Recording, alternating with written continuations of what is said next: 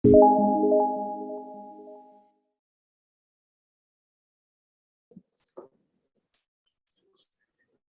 tenemos que abordar un capítulo del estudio de la salvación que la verdad me resulta un poco, no sé si triste, desagradable en un sentido, porque tenemos que hablar de la condición del hombre caído. Pero bueno, es fundamental porque precisamente de esta condición, o debido a esta condición, es que va tomando sentido el plan de salvación del Señor, ¿no es cierto? Entonces, en las próximas 2 lecciones, hoy y el miércoles que viene, si Dios quiere, vamos a estar hablando un poquito de nosotros, de nuestra condición humana, pensando en algunos conceptos de lo que es el estudio del ser humano y algunos conceptos de lo que sería el estudio de lo que se entiende como el pecado o todo lo que tiene que ver con el pecado, ¿sí? Que sería técnicamente lo que se conoce como amartiología, ¿sí? Bueno, ¿qué podemos decir del hombre caído? ¿Sí? Un entendimiento de esta condición después nos va a permitir ver mejor lo que es el obrar de Dios, ¿sí?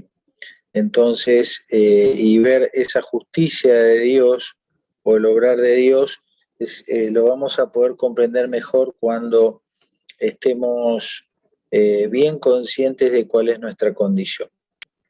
Lo que vemos habitualmente, ¿no es cierto?, es la famosa frase de que nosotros estamos muertos en nuestros delitos y pecados.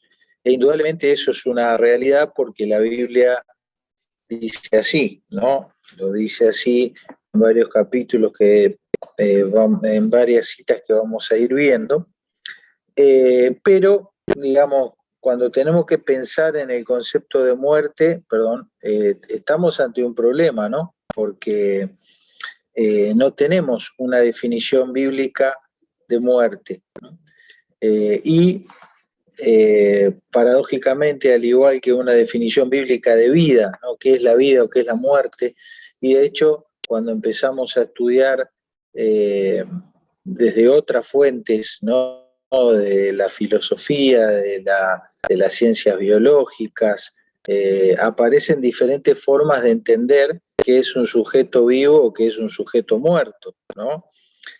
Aún dentro de las ciencias biológicas, en un primer momento se asumía que la muerte era cuando el corazón paraba, pero después eso llegó a pensar, decir, bueno, no, lo importante son las funciones cerebrales, que son las que nos conectan con el medio ambiente, y después otros llegaron a decir, bueno, no, lo importante es el metabolismo de las células. Entonces, como ven, entender lo que es la muerte o la vida puede tener diferentes formas de enfocarlo.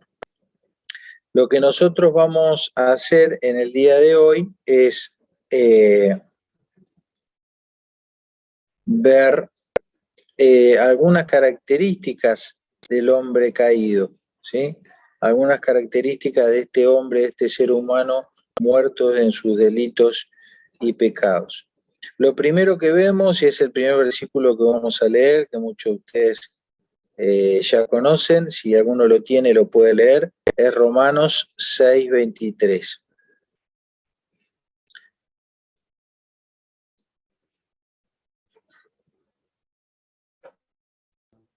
¿Puedo decir de memoria? Sí. Porque la paga del pecado es muerte, mas la vida de Dios es vida eterna en Cristo Jesús, Señor nuestro. ¿No lo leí? O sea, sé de memoria. ¿Es esa, no? Fíjate. Sí, acá. Muy bien, gracias, Eugenia. Y nos vamos a concentrar en esta palabra, en la palabra de la Biblia, cuando habla de que hay un pago por el pecado, ¿sí? Sería como hablar de un salario o de un estipendio, es decir, así como cuando vos haces determinada obra, por ejemplo, si tenés una profesión, un oficio, llegás a un acuerdo con el pagador y decís, bueno, por esta tarea que yo voy a hacer voy a cobrar tanto. De la misma manera, el pecado es una obra nuestra, ¿no? Todas nuestras obras tienen esta marca de pecaminosa. Entonces, bueno, hay un salario, hay una paga o un pago por nuestro pecado, y ese pago es la muerte, ¿sí? Esto ya lo planteó Dios allí en el huerto cuando le dijo a Adán y Eva, ¿no? Del árbol de la ciencia del bien y del mal no comerás, porque el del día que de él comieres ciertamente morirás. Ellos comieron y tuvieron el pago por eso, que fue la muerte, ¿sí? Entonces, ¿qué idea se relaciona con esto de la muerte? Bueno, la idea principal es la idea de separación. Cuando hablamos de muerte, espiritualmente hablando, hablamos de la separación. Bueno, muchos versículos que lo plantean así. El más conocido, seguramente para todos nosotros, es el de Romanos 3:23.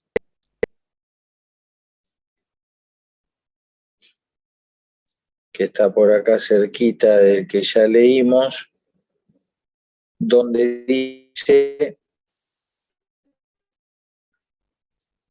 por cuanto todos pecaron y están destituidos de la gloria de Dios. Entonces, esta condición de pecador, es lo que nos pone en la condición de separación de la gloria de Dios. Entonces, es como un estado, ¿viste? No es algo que simplemente vos hacés, es algo que vos o yo obviamente, ya somos. Ya estamos en esta condición, ya es algo que nos caracteriza, el hecho de estar separados de la gloria de Dios y ser pecadores. Por eso, en algún momento lo habíamos graficado en alguna reunión de domingo, poner el signo igual, en vez de poner la palabra ahí. No, vos podés decir, por cuanto todos pecaron, igual a estar destituidos de la gloria de Dios. Una cosa constituye a la otra, ¿no? Y lo podés leer de derecha a izquierda o de izquierda a derecha, y representaría la misma condición del ser humano. Muy bien. ¿Vamos bien hasta acá? Si hay preguntas o comentarios, por favor, no duden en hacerlos. En Génesis 3:23 encontramos una declaración que nos da la misma idea, ¿no? Dice que Dios los sacó del huerto del Edén para que labrase la tierra de la que fue tomado. Entonces, ahí está otra vez el concepto, la figura de separación. Bueno, más. ¿Cuáles fueron las marcas, las evidencias inmediatas y las evidencias mediatas o a largo plazo de esta condición de muerte, de separación, de esta condición de ser pecadores?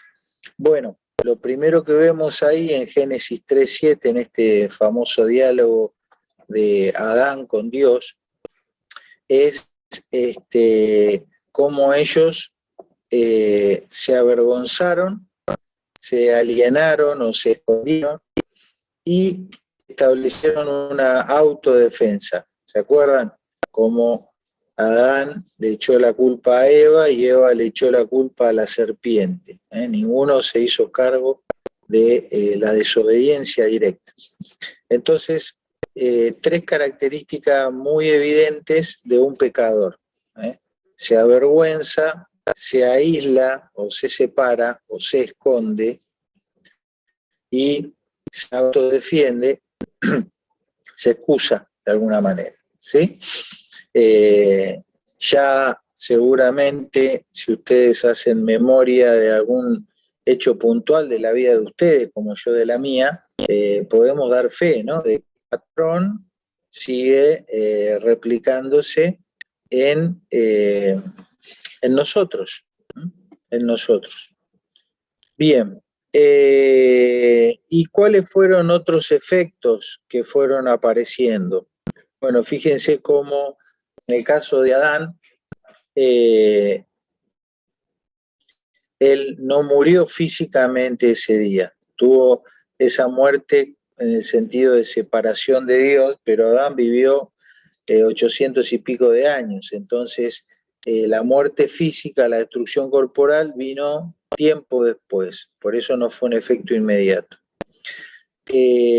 Bueno, acá está la declaración: con el sudor de tu rostro comerás el pan hasta que vuelvas a la tierra, porque de ella fuiste tomado, pues polvo eres y al polvo volverás. ¿Sí?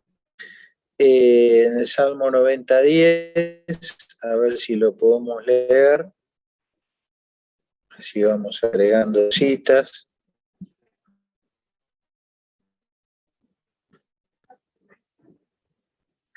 Hay varias citas en la Biblia donde se va, de alguna manera, viendo cómo la edad biológica, la vida de las personas fue disminuyendo, ¿no? Y el Salmo 90:10, de conocimiento público: los días de nuestra edad son 70 años, y si bien los más robustos son 80 años, con todo su fortaleza, molestia y trabajo, porque pronto pasan y volamos. ¿Sí? Bien, entonces queda claro que la Biblia está identificando esto que nosotros corroboramos en la práctica diaria.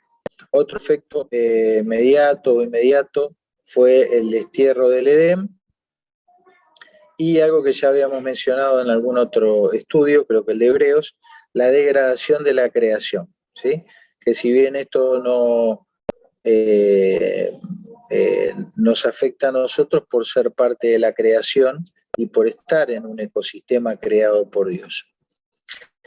Y este versículo que habla de la maldición de la tierra, ¿se acuerdan que lo habíamos tratado? Génesis 3:17.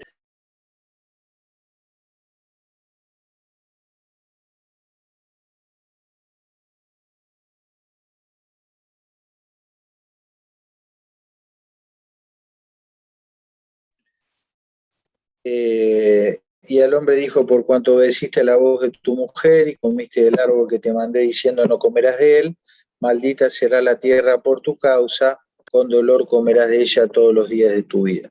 Recuerden que el concepto de maldita no es así algún tipo de embrujo o de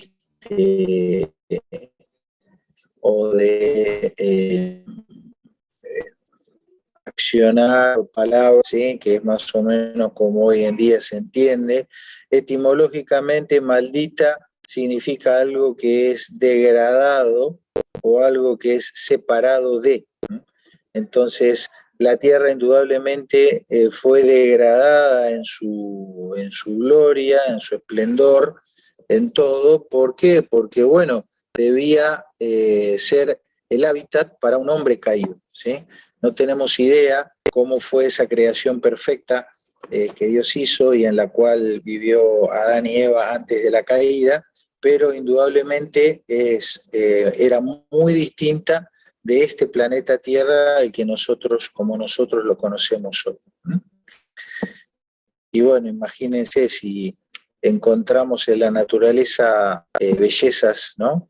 tan lindas, en un planeta Tierra degradado y maldito, ¿cómo será o cómo habría sido aquella primer creación, ¿no? Entonces, la maldición es una especie de degradación de la creación para que sea un hábitat compatible con nuestra nueva condición humana de caídos. ¿Sí? Bueno, esos son los efectos. Ahora vamos a ver lo que sería la envergadura, el alcance, hasta dónde alcanzó este pecado, esta caída de Adán. ¿Sí? Bueno, una forma de decirlo es solidariamente, en un sentido, se puede usar esta palabra. La idea es que desde Adán el pecado pasó y fue imputado a toda la humanidad.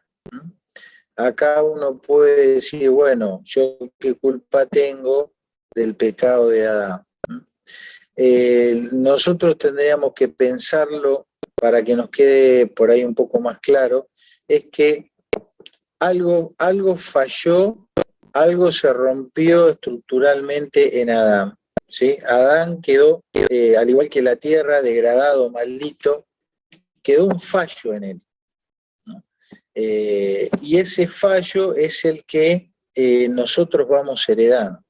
Es como, vieron que hay algunas radiaciones que pueden afectar a un bebé cuando está en formación, ¿no? Entonces, si esa radiación toca al bebé, puede generar un fallo en el feto en formación y cambia algo en su estructura.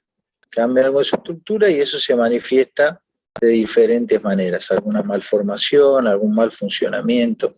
Hay otras enfermedades genéticas, ¿no?, que se pueden heredar, que a veces por ejemplo, muchas vinculadas a uno de los cromosomas, que es el cromosoma femenino, entonces son las mujeres las que transmiten la enfermedad o transmiten la falla genética. Bueno, algo así es como podríamos entender que es el efecto de la caída de Adán. Es una persona que quedó estructuralmente fallado y que ese fallo es hereditario, ¿sí? Lo ha trasladado a toda la humanidad. ¿Cómo lo podemos comprobar eso? De dos maneras. Primero, porque la Biblia lo dice, y segundo, por la experiencia, porque no encontramos hasta ahora ningún hombre que nunca peque, que siempre haga el bien y nunca peque. Por tal motivo, se deduce, tanto mirándolo a priori como a posteriori, se deduce esta verdad, esta realidad, ¿sí? Que todos somos pecadores al igual que nuestro cabeza de familia, ¿no?, que es... vamos a leer, este sería uno de los versículos más contundentes que habla de eso, Romanos 5:12.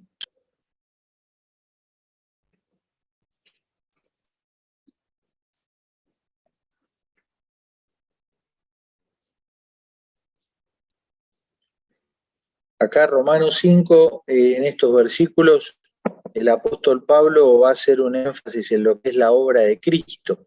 Sin embargo, para poder graficar el impacto que tiene la obra de Cristo llegando a toda la humanidad, de un hombre a toda la humanidad, para ilustrar eso, él explica el fenómeno inverso, que fue el impacto del pecado de Adán contaminando a toda la humanidad. Entonces, dice así: por tanto, como el pecado entró en el mundo por un hombre y por el pecado la muerte, así la muerte pasó a todos los hombres por cuanto todos pecaron. ¿Sí? Entonces, bien clarito la condición general de todos los hombres. Después ven en el 18, ahí viene lo que les decía, dice, así que, es decir, después de haber dicho lo que dicen esos versículos, aclara, como por la transgresión de uno vino la condenación a todos los hombres, de la misma manera por la justicia de uno vino a todos los hombres la justificación de vida, ¿sí? Entonces así es lo que se conoce técnicamente como imputación de pecado, o como dijimos, esa solidaridad en Adán de quedar imputados, y como me gusta verlo a mí, como un fallo estructural heredado, ¿sí? Muy bien. Luego decimos, bueno, ¿qué más? No. Hay evidencias posteriores de la condena a muerte y de la consecuente depravación humana. Fueron manifestándose en las generaciones posteriores diferentes cosas, ¿no es cierto? Diferentes evidencias, frutos de ese estado. Entonces, desde Caín, que mató a su hermano Abel, en adelante, hay un montón de ejemplos bíblicos, y hay dos pasajes más o menos paralelos. Uno es el Salmo 10 y otro es Romanos capítulo 1, de versículo 18 en adelante, donde encontramos una lista, de alguna manera, de el accionar del hombre caído, del hombre degradado, del hombre corrupto, del hombre muerto, ¿sí? Porque está lejos de Dios. Podemos destacar algunos de este pasaje de Romanos, que también es bastante conocido. Fíjense, detener la verdad con injusticia, la reacción humana ante el conocimiento de Dios, no darle la gloria, no darle gracias, la vanidad, la oscuridad profunda, la necedad, la idolatría, no aprobar tener en cuenta a Dios, y esta triple entrega que Dios hace, ¿sí? Vamos a leer 1, 24, 26 y 28, porque tres veces se nos dice que Dios entregó.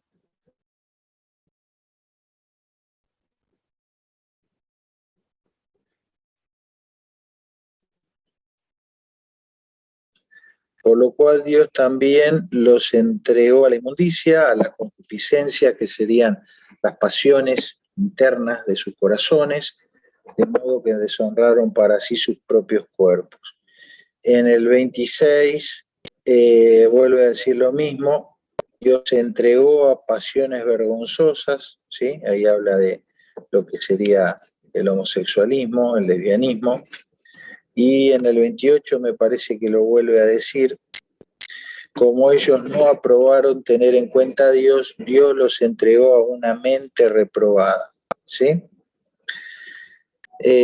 Bueno, ya hemos mencionado este concepto de entrega. Hablamos de Dios oportunamente reteniendo o impidiendo o interviniendo para que el hombre no se desate en todo lo que podemos llegar a ser por el hecho de ser pecadores y estar separados de él. Y circunstancialmente y genéricamente como humanidad, hubo un momento donde Dios suelta, viste, las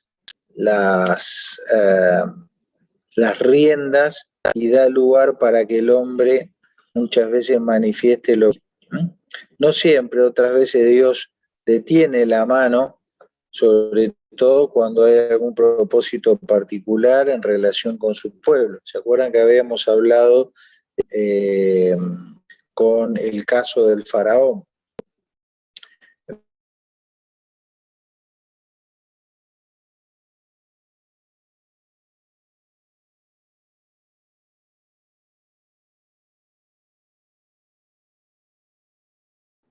Se cortó, parece.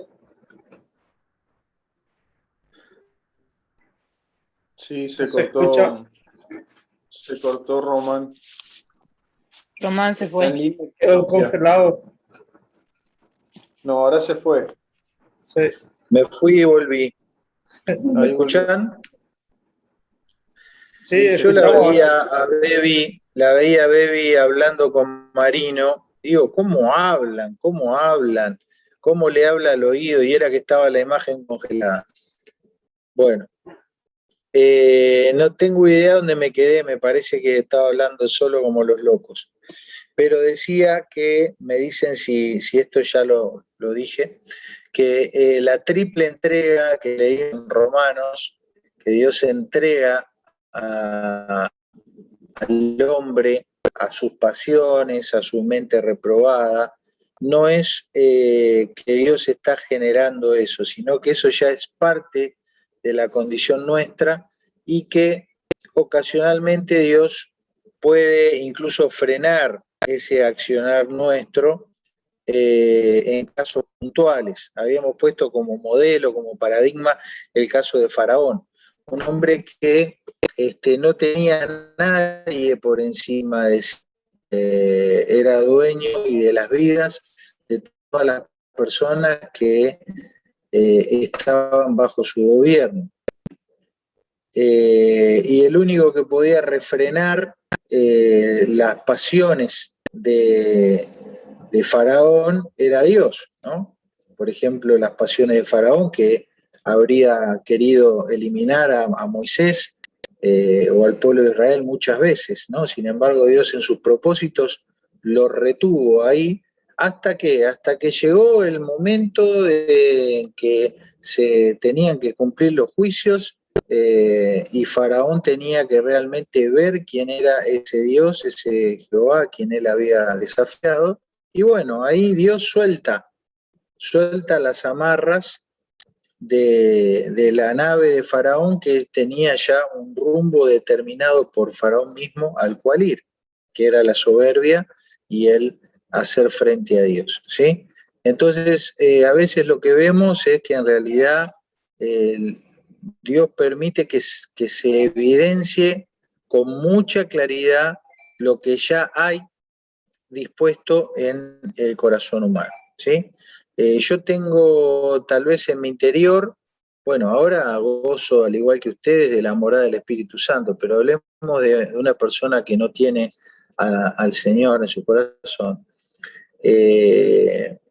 Si no tuviésemos, digamos, si tuviésemos toda la autoridad o todo el dinero, todo el poder, haríamos cosas mucho más aberrantes de las que hacemos, ¿sí? Tal vez nos limita porque podemos ir presos o porque, no sé, no tenemos el recurso, las posibilidades, pero el corazón humano, gracias mamá, el corazón humano da para todo, ¿no es cierto? Se trata cuando dice que Dios entrega, es decir, suelta a la libre expresión de lo que ya hay dentro nuestro, no hay nada puesto por él, ¿sí? Bueno, avanzamos un poquito más, no sé si hay comentarios, preguntas, por favor, si no yo continúo.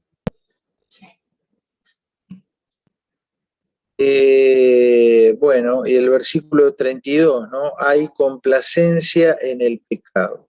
Por eso algo importante como una evidencia de alguien que experimentó un nuevo nacimiento, una nueva vida en Cristo Jesús, que ya el pecado molesta, ya no estamos indiferentes a pecados que podamos cometer. Este pasaje nos da luz sobre este tema que, bueno, va a ser parte del argumento para cuando analicemos las diferentes posturas teológicas que hay.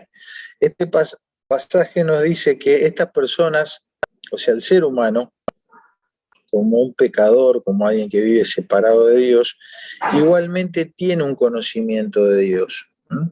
Tiene un conocimiento de Dios inicialmente por lo que Dios reveló en su creación y posteriormente por lo que Dios reveló en su palabra y en la persona de Jesucristo, ¿no? Las tres formas de revelación o de darse a conocer que Dios ha tenido. Dice Pablo que las cosas hechas dan una información comprensible de lo invisible de Dios y que por eso los hombres no tienen excusa, ¿sí?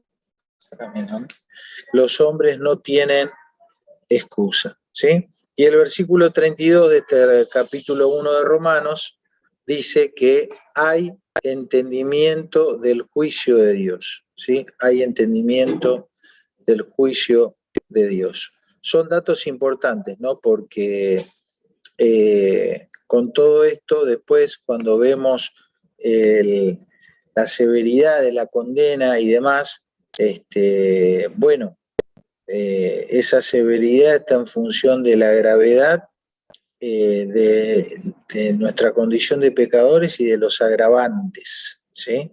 Como es el hecho de esto, de que el hombre tiene un conocimiento de Dios por la creación y que tiene entendimiento del juicio de Dios. Muy bien. Luego algunos pasajes que van a demostrar todo esto que hemos dicho en palabras de Jesús. Esta es la condenación, que la luz vino al mundo y los hombres amaron más las tinieblas que la luz, porque sus obras eran malas. Porque todo aquel que hace lo malo aborrece la luz y no viene a la luz, para que sus obras no sean reprendidas. En palabra de Pablo, hablando de esto mismo, dice: a fin de que sean condenados todos los que no creyeron a la verdad, sino que se complacieron en la injusticia. Entonces, resumiendo un poquito y hablando de lo que es la muerte, el aspecto material de nuestro cuerpo y lo biológico es evidente y comprensible, ¿sí? Y de hecho, incluso nuestro cuerpo se va desgastando, por lo cual, en un sentido, en lo biológico, la muerte es un estado de finalización, de término para el cuerpo terrenal, ¿sí? Eso Hebreos 9:27 lo deja muy claro. Todos nosotros vamos a morir una vez. Hace referencia a esta primera muerte de lo que sería la muerte corporal biológica. Pero en otro sentido, la muerte no es la finalización de algo, sino que tiene que ver con un estado constante de separación de la vida de Dios, ¿sí? Un estado constante de separación de la vida de Dios. Eso es el estado actual de alguien que no tiene a Cristo. Puede estar vivito y coleando, pero en un sentido espiritual se encuentra muerto porque se encuentra separado de la verdadera vida, que es la vida de Dios. Y bueno, esa separación puede ser eterna o puede ser cortada y restaurada su vida, su verdadera vida, cuando experimenta una nueva vida en Cristo, ¿sí? Entonces estos versículos nos hablan de eso. Podemos leer Efesios 2, 1 y 2, que es más que claro lo que acá se deja dicho. Vamos a Efesios. Los versículos que leímos hoy son versículos para memorizar en la medida de lo posible, ¿sí? Porque son la base, pues puede compartir con otra persona. Recuerden que nadie va a necesitar un salvador o una nueva vida si se cree que no hay perdición o si piensa que él no está muerto, ¿no es cierto? Entonces dice Efesios 2, que Él nos dio vida a vosotros cuando estábamos muertos, ¿sí? Claramente marca dos condiciones del hombre. Estábamos muertos y Él nos dio vida, ¿sí? Él nos dio vida. Por supuesto que la muerte es en este estado que dijimos, ¿no? De ser pecadores, de ser humanos, porque el hecho de ser un pecador es sinónimo a ser humano, es sinónimo a estar muerto, es sinónimo a estar destituido de la gloria de Dios. Son todos conceptos intercambiables los unos con los otros. Bueno, y acá lo dice claramente: los cuales anduviste en otro tiempo siguiendo la corriente de este mundo, lógicamente. Y fíjense lo que dice el 3, éramos por naturaleza hijos de ira, lo mismo que los demás, ¿sí? Esta es una declaración sumamente dura, desagradable pero dura, ¿sí? En el mundo habitualmente se habla, bueno, todos somos hijos de Dios, ¿viste? Se trata de dignificar al ser humano por todos los medios, pero desde el punto de vista de Dios, nosotros por naturaleza humana, sí éramos hijos, pero no hijos de Dios, sino hijos de la ira de Dios. ¿Qué significa hijos de la ira de Dios? Bueno, recuerden que la palabra hijo, además de significar un descendiente de sangre, muchas otras cosas, ¿sí? Y una de las cosas que puede significar es heredero, ¿sí? O aquel que es digno de recibir cierto tipo de herencia o de algo que se le está otorgando, ¿sí? Entonces nosotros éramos por naturaleza herederos de la ira de Dios, no hablábamos de un aspecto emocional, de un Dios que se enoja porque nos tiene bronca o algo por el estilo, sino que la idea de ira está vinculado con la idea de rechazo, de repulsión, ¿sí? Como de dos polos que se oponen por una cuestión natural, como el agua y el aceite, ¿sí? Les había contado cómo en la lengua hebrea se usa constantemente figuras concretas para describir conceptos abstractos. Entonces, cuando se habla de la ira de Dios, se habla de la nariz de Dios y del soplido de Dios, ¿sí? Porque es la idea como de que vos, no sé, te pones pimienta en la nariz, ¿qué vas a hacer? Vas a estornudar, ¿sí? Entonces es una reacción automática ante un elemento que es incompatible contigo, ¿no? Entonces estornudás, o algo que cuando lo tomás te da alergia y empezás a los estornudos. Entonces es un poco así la metáfora, ¿no es cierto? Nosotros por nuestra condición naturalmente generamos en Dios esa acción de estornudo, de alergia, ¿sí? No tiene que ver con una mala predisposición de Dios, ni con que Él es de mal carácter, ni nada de eso, sino una cuestión de naturalezas, de incompatibilidad de naturalezas del uno con el otro. Bueno, entonces, lo que decíamos hoy, una condición permanente que nace, crece y se desarrolla con cada sujeto, con características más o menos degradantes. Por supuesto, hay gente que lleva vidas con alta moral, con alta ética, y otros de la peor calaña, ¿no es cierto? Pero lo importante es que esta condición de muertos no finaliza cuando el corazón se detiene, ¿sí? La muerte biológica puede terminar, pero la muerte espiritual de esa persona va a tener una trascendencia eterna o por tiempo indeterminado. Entonces esto es todo lo que decíamos: ser pecador es igual a estar destituido de la gloria de Dios, que es igual a estar muerto en delitos y pecados, y que es igual a ser un ser humano. Ser humano es ser esto, lamentablemente eso es lo que hay que decir, ¿sí? Otros efectos en lo que puedan ser nuestro intelecto, nuestras emociones y nuestra voluntad. Bueno, ya hablamos de todo lo que decía Romanos 1 y todos estos versículos también lo plantean. Y algo muy importante es decir, bueno, puse aquí espiritualmente como para distinguirlo. ¿Cómo es la búsqueda intuitiva o natural que nosotros tenemos de Dios? Este es un punto clave porque le va a dar fuerza a algunas posturas teológicas. Intuitivamente buscamos a Dios, naturalmente buscamos a Dios. Bueno, la respuesta es no. En el versículo de Romanos 3, en el 10 dice: no hay justo ni aun uno, no hay quien entienda, y el versículo 11 dice: no hay quien busque a Dios. Es decir, naturalmente el ser humano no está ocupado, preocupado en buscar a Dios. Sí estamos en una enemistad permanente con el Creador. Bueno, vos decís, bueno, pero hay gente que no aceptó a Cristo, pero está en la búsqueda constante.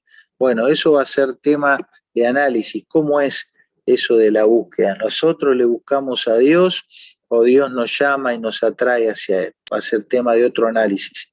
Pero acá hemos visto que Pablo da dos cuestiones. Primero, dice, citando el Antiguo Testamento, que el hombre no busca a Dios. Pero anteriormente, como leímos en Romanos 1, nos dice que el hombre tiene cierto conocimiento de Dios y que tiene cierto entendimiento del juicio de Dios, ¿sí? Entonces son diferentes aspectos de una misma realidad. Todavía no vamos a sacar ninguna conclusión, pero debemos entender que ambas cuestiones el mismo Pablo las plantea. Esteban, te escuchamos. Sí, utilizando un poquito la imagen de Adán en el huerto, como vos decís, es el Señor quien buscó desde el primer momento al hombre y así se ha venido repitiendo durante la historia, ¿verdad? O sea, utilizando esa imagen que vos diste, desde el primer momento en la relación de Dios con el hombre, se dio eso, fue Dios quien buscó al hombre. Exactamente. En ese ejemplo ahora estoy haciendo un curso. ¿El ejemplo de quién? En el ejemplo de Adán. ¿Y después mencionaste otro más? No. Decía que desde ese momento se repite la historia, o sea, desde el primer momento en la relación Dios-hombre fue Dios quien buscó al hombre. Todo el tiempo. Exactamente. El plan de Dios es un plan de redención, un plan de restauración de esa relación de Él con nosotros. Indudablemente, siempre en Él estuvo y está la iniciativa, ¿sí? Muy bien. Bueno, acá otros versículos que después ya les voy a compartir el apunte por si quieren ir leyendo. Obviamente ciertos hábitos pecaminosos profundizan nuestra condición de muerto y estamos como en calabozos más profundos, ¿no? Hay gente que realmente el pecado, las alianzas que hacen con diferentes hábitos pecaminosos, con diferentes incluso fuerzas espirituales y las consecuencias que eso tiene, vos ves que hay personas que están a un nivel de esclavitud que decís, bueno, esta persona no sale más, ¿no es cierto? Sin embargo, bueno, Dios aún de lo más vil y menospreciado llama y atrae, ¿no? Muy bien.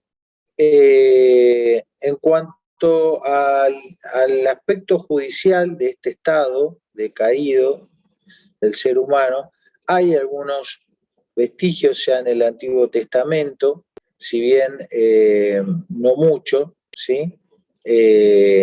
Sobre todo lo que puede ser una condenación eterna, ¿sí? Esta idea no está tan desarrollada en el Antiguo Testamento, pero Daniel 12:2 es un versículo que vemos que claramente da una revelación de eso, ¿sí?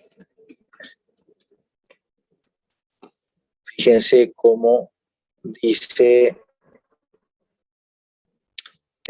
y muchos de los que duermen en el polvo de la tierra serán despertados, unos para vida eterna y otros para vergüenza y confusión perfecta.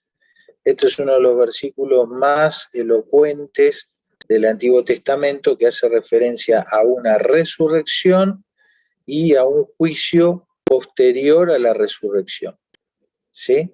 Y a un juicio posterior a la resurrección con dos desenlaces diferentes, ¿no? Muy diferentes entre sí. Bueno, avanzamos un minutito más y ya vamos cerrando este primer capítulo. Luego, obviamente, en el Nuevo Testamento se da todo un detalle de eso, ¿no? En Apocalipsis 20, del 11 al 15, vamos a leer, porque ahí se nos habla de eso, de lo mismo que dijo Daniel, ahora ya descrito más claramente.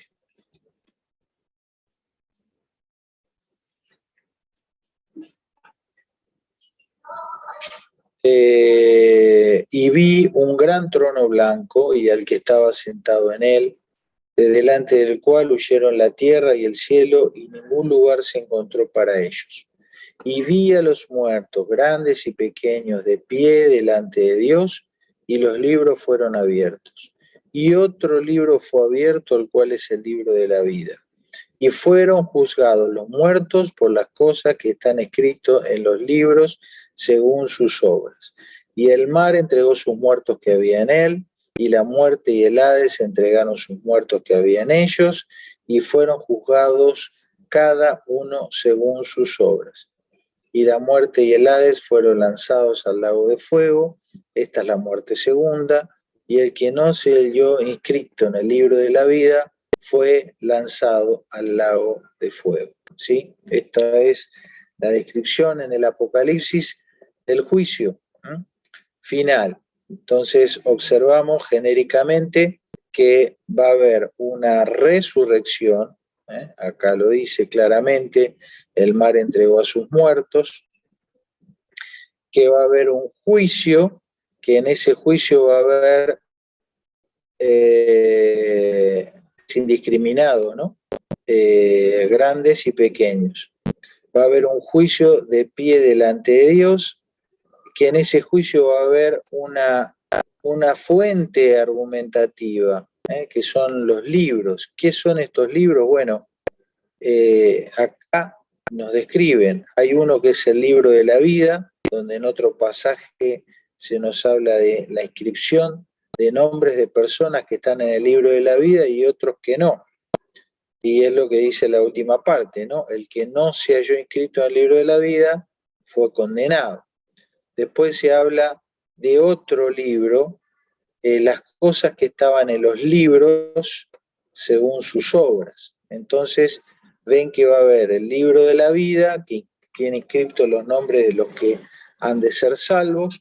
Hay un libro de las obras, y bueno, puede haber otro tipo de libros. Seguramente la misma palabra de Dios es alguno de estos libros que se mencionan acá, porque ese es, vamos a decir, el documento, ¿no? La Constitución, la Carta Magna de Dios, donde están los mandamientos de Dios, las promesas de Dios, las advertencias de Dios. Entonces, ese libro seguramente va a estar ahí, con cita bíblica para a cada uno decirle, mira, la Biblia decía esto y vos fuiste desobediente, fuiste incrédulo, etc. ¿Sí? Bueno, a esta muerte se la llama la muerte segunda, para distinguirla de lo que sería la primera muerte, que es la muerte biológica. Fíjate que acá hay gente que experimentó la muerte biológica en el mar, en la tumba, y sin embargo algunos de estos después experimentaron, ¿qué cosa? La muerte segunda. ¿Está? Entonces, ahí tenemos, hay por lo menos 2 muertes y por lo menos 2 resurrecciones. Ya eso luego lo iremos detallando más adelante. Bueno, y otros versículos como el de 2 Pedro 3 y Juan, donde habla de la resurrección para condenación. Muy bien, bueno, hemos ido un poco rápido tratando de abordar todo este tema que no me gusta mucho hablarlo, pero bueno, es una realidad, ¿no? Y sobre todo es una realidad de que hay muchas personas así y que Dios sigue teniendo el mismo plan, como mencionó Esteban, ese plan de redención, de reconciliación, al cual nos ha llamado a nosotros, y bueno, nosotros tenemos el privilegio de compartir ese mensaje con otros también, ¿no? Para eso estamos. Muy bien,